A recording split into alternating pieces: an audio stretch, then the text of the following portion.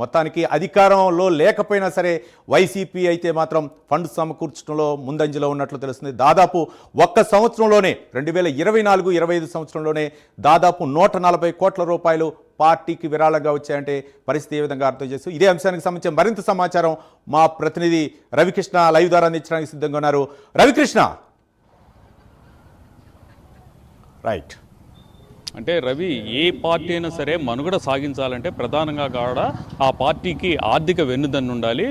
ఎప్పుడైతే financial strength ఉంటుందో అప్పుడు మాత్రమే ఆ పార్టీ లైమ్లైట్లో ఉంటుంది. అదేవిధంగా కూడా దీర్ఘకాలం కూడా ఉండగలుగుతుంది. ఒక టీడీపీ పార్టీని కనుక చూసుకున్నట్టయితే టీడీపీ పార్టీకి సంబంధించి బలమైనటువంటి ఆర్థికంగా కూడా ఫెసిలిటీస్ ఉన్నాయి. కాబట్టి ఆ పార్టీ రాజశేఖర రెడ్డి ఉన్న టైంలో 2 సార్లు ఓడిపోయినప్పటికీ కూడా మూడోసారి కూడా ఫైనాన్షియల్గా కూడా స్ట్రెంథనింగ్ కావటం, ఆ తర్వాత కాంట్రిబ్యూషన్స్ వల్ల ఆ తర్వాత అధికారంలో రావడం అనేది జరుగుతూ ఉన్నటువంటి నేపథ్యం. అంటే ఆ పార్టీకి వచ్చేసి 45 ఏళ్ల చరిత్ర అయితే ఉండొచ్చు. అదేవిధంగా కూడా అంతకు పలుమార్లు కూడా అధికారంలో ఉన్నటువంటి నేపథ్యం. ప్రజెంట్ వైసీపీ సిచ్యువేషన్ కనుక చూసుకున్నట్టయితే మాత్రం వైసీపీ పార్టీ ఒక్కసారి మాత్రమే అధికారంలో రావడం జరిగింది. అధికారంలో వచ్చిన తర్వాత ప్రధానంగా కూడా అక్కడ ఎవరైతే ఎక్కువగా కూడా ఇండస్ట్రియలిస్ట్ ఎవరైతే ఉంటారో ఆ ఇండస్ట్రియలిస్ట్ మాత్రం కొంత భయాన్ని అయితే క్రియేట్ చేసిందని చెప్పుకోవాలి. ప్రధానంగా కియా సంస్థలు కానివ్వండి, ఆ తర్వాత వచ్చిన లూలుతో సహా ఇంటర్నేషనల్ సంస్థలు ఏవైతే ఉన్నాయో అవైతే మాత్రం కొంత భయాందోళనలోనే ఉన్నాయి. అదేవిధంగా కూడా అసలు లూలు అయితే అప్పుడు బయటికి వెళ్ళిపోయినటువంటి పరిస్థితి.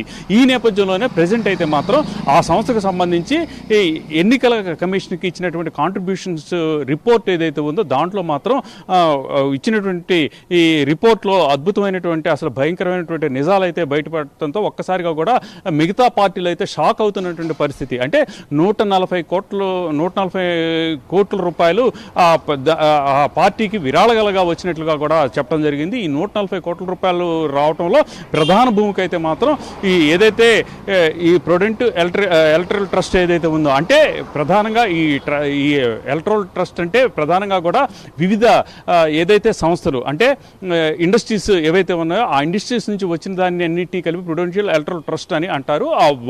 వాటి ద్వారా వచ్చిన విరాళమే 98 కోట్ల రూపాయలు రావటం అనేది మామూలు విషయం అయితే కాదు. ఎందుకంటే ఇదే సిచ్యువేషన్ అంటే అటు తెలంగాణలో కనుక చూసుకున్నట్టయితే బీఆర్ఎస్ పార్టీ అంటే ఫస్ట్ టీఆర్ఎస్ నుంచి బీఆర్ఎస్గా మారింది.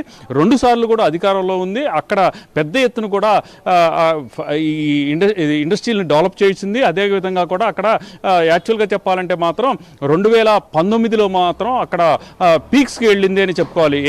దీనికి సంబంధించి ఏదైతే ఈ ప్లాట్స్కి సంబంధించిన బిజినెస్లు కానీ రియల్ ఎస్టేట్ బిజినెస్ కానీ పీక్స్కి తీసుకెళ్ళినటువంటి ఈ పరిస్థితి అయితే ఉంది. అయినప్పటికీ కూడా ప్రజెంటు అక్కడ ఈ ఏడాదిలో మాత్రం 2024-25 ఏడాదిలో మాత్రం కేవలం 15 కోట్ల రూపాయలు మాత్రమే విరాళం బీఆర్ఎస్కి వచ్చింది. అంటే 2 సార్లు అధికారంలో ఉన్నటువంటి పార్టీ బీఆర్ఎస్కి కూడా 15 కోట్ల రూపాయల విరాళం వచ్చింది. కానీ ఒక్కసారి అధికారంలో ఉంది, అది కూడా ఘోర పరాజయం మూటగట్టుకున్న తర్వాత ఆ పార్టీకి 140 కోట్లు రావటం అనేది మామూలు విషయం కాదు. దీన్ని బట్టి కనుక అబ్జర్వ్ చేసినట్టయితే మాత్రం పార్టీకి సంబంధించి దీన్ని 2 విధాలుగా చూసుకోవాల్సినటువంటి అవసరం ఉంది. ఒకటి ప్రధానంగా కూడా పార్టీకి సంబంధించి పార్టీలో ఉన్నటువంటి ఈ వ్యక్తులు కానీ అధినాయకుడు కానీ ఈ ఇండస్ట్రీస్లో పెట్టుబడి పెట్టడం మూలాన కొంత భాగస్వాములు కావటం మూలాన ఈ విరాళాలు విరివిగా వచ్చినాయా లేకపోతే ఒక పక్క బీఆర్ఎస్ కి వైసీపీకి కంపేర్ చేస్తే బీఆర్ఎస్ ఆ రాష్ట్ర స్థాయి నుంచి అంటే ఒక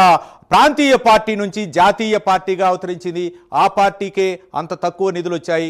మరి ఈరోజు వైసీపీ ఒక ప్రాంతీయ పార్టీ అంటే పార్టీకి ఫండ్ సమకూర్చడంలో ముందంజలో ఉందనుకోవచ్చా, ప్రజాదరణ పొందడంలో వెనుకంజ వేసిందనుకోవచ్చా?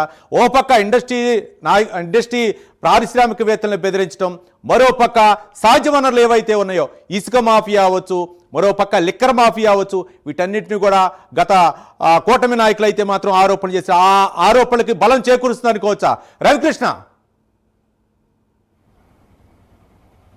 అంటే ప్రధానంగా కూడా ఏ పార్టీ అధికారంలో ఉన్నప్పటికీ కూడా అక్కడ ఉన్నటువంటి సహజ వనరులు ఏవైతే ఉన్నాయో ఆ సహజ వనరుల మీద వాళ్ళకైతే మాత్రం ఫుల్ ఫోకస్ ఉంటుంది. ప్రధానంగా అక్కడ ఆ పార్టీకి సంబంధించిన వాళ్ళు కానీ లేకపోతే ఆ పార్టీతో లైజనింగ్లో ఉన్నటువంటి వ్యక్తులు ఎవరైతే ఉన్నారో వాళ్ళకి మాత్రమే సహజ వనరులని ఉంటే పరిస్థితి అయితే ఉంటుంది. ఈ నేపథ్యంలో ప్రధానంగా కూడా ఈ సహజ వనరులని దోపిడీ అనేటువంటి విషయం అయితే మాత్రం పెద్ద ఎత్తున రైట్ రవికృష్ణ